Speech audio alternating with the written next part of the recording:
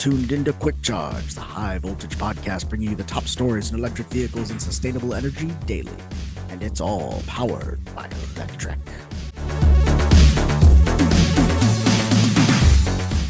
Welcome to Quick Charge. It's April 15th, 2025, and I'm your host, Joe Boris.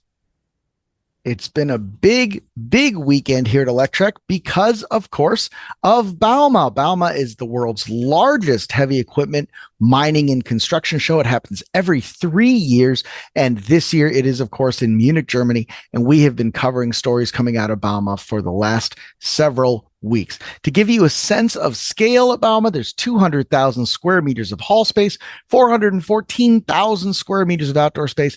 They're expecting 600,000 visitors from 200 countries and more than 3,600 exhibitors. So this is a tremendous show, and we are not going to be able to cover more than a tiny sliver of it, but hey, hopefully you find it interesting. You get to learn more about this stuff, and we get to write more about giant construction equipment, right? So we're going to get right into it, talking about the Volvo Penta best battery energy storage system that they're showing off at Bauma this year. Now, obviously, this is something that came out in February of this year, so they've been touting this for a couple of weeks now. Volvo Penta will debut its latest modular and scalable battery energy storage system platform for the off-grid construction and mining industries at Bauma. So that's what we're talking about right now. Volvo says its new modular BESS system will enable other OEMs and third-party system providers to seamlessly deploy electric power to meet the ever-exceeding energy needs in construction and mining.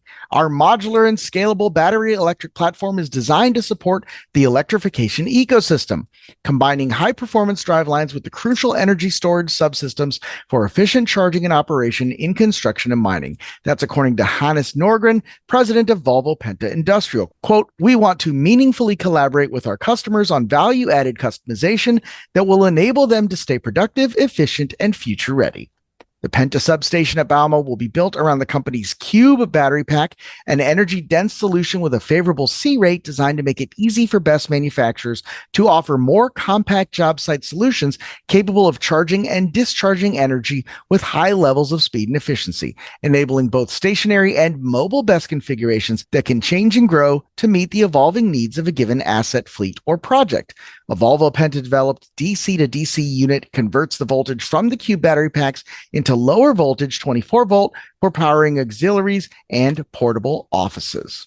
Now, obviously, that BESS system is not the only thing that Volvo has brought to Bauma. Volvo, of course, has one of the largest construction equipment manufacturing companies in the world, and they have announced a world's first A30E electric articulating haul truck. They arrived at Bauma in 2025 with a groundbreaking electric line of heavy equipment options that includes the new A30 electric articulated haul truck, the world's first from the Swedish equipment brand. Now, the articulated haul segment is especially meaningful to Volvo because the company invented that kind of vehicle with the launch of Gravel Charlie, the industry's first articulated haul trucks back in 1966. In the 60 years since Volvo revolutionized the construction industry with the launch of Gravel Charlie, Volvo now brings its latest game-changing articulated hauler to the market, the A30 Electric, the world's first battery-powered articulated hauler in its class, fully electric and zero emissions, contributing to a significant reduction in energy costs and maintenance. The new Volvo A30 Electric offers a 64,000 pound or 23 cubic yard payload capacity and full day operation thanks to a 245 kilowatt hour lithium ion battery.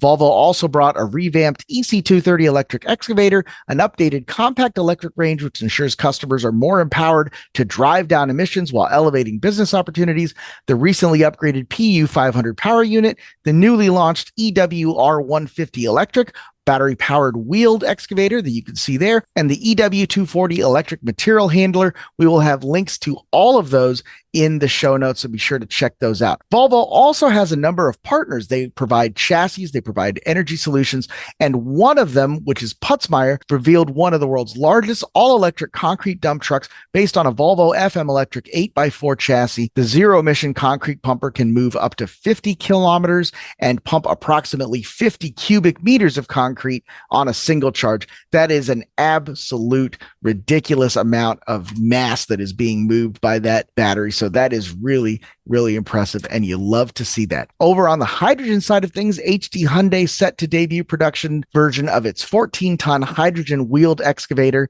This is, again, the wheeled excavator market is just going crazy. They're seeing something of a resurgence these days, and with good reason. They're easily deployable by municipalities, can navigate urban and suburban environments with ease, and can be fitted with a broad range of accessories to make jobs from digging to demolition to landscaping possible. And this is literally in the article, but it's absolutely true. If you're from Steel Wrist, you're one of the Steel Wrist guys reading this, that thing's really cool. I would love to try one of those out at the next one of these. It's those same municipalities that are holding the line on emissions and environmental regulations in the Trump administration. And more often than not, people who have to hear about it when the noise of a conventional ICE-powered job site upsets Mrs. Clanchik's terrier. HD Hyundai is leaning into the wheeled excavator renaissance with its new HW155H, a quiet, zero tailpipe emission asset that can reportedly send 70 and 100 kilowatts of power to a series of electric motors. This should be good for up to 8 hours of continuous operation between each 20-minute refill. A static version of the HW155H was shown at Bauma in 2022 when the concept was first announced. At the time, HD Hyundai offered a number of calculations, some more credible than others, frankly, to highlight the potential impact a hydrogen-powered excavator might have on a given fleet. We will have those in the link provided in the show notes, so definitely check that out. Now, again, with 3,600 exhibitors and all of them have something cool and many of them have something electric, we're not going to be able to show you everything. So I'm just going to do a quick run through for some of the stories that we've already published in the last week. Liebherr Liduro PowerPort 100. This is a portable equipment charger. We've got a Manitowoc bringing a massive plug-in hybrid electric train concept to Bauma. Now, this is interesting because it is battery electric, and the part of it that is diesel powered, generator powered, is not for what you think. It does not drive the vehicle. So this is really interesting. Be sure to check the link to that out in the show notes. And this can connect to grid power to charge the batteries and drive motors as it's doing work. So it can run and operate 24/7. Really neat concept there. Liugong brings a battery electric construction equipment portfolio to Bauma. This is a Chinese company that does have a North American arm. They've got wheel loaders, compact excavators. They've got all kinds of stuff, and all of it is electric powered. So this is really neat. Be sure to check that out.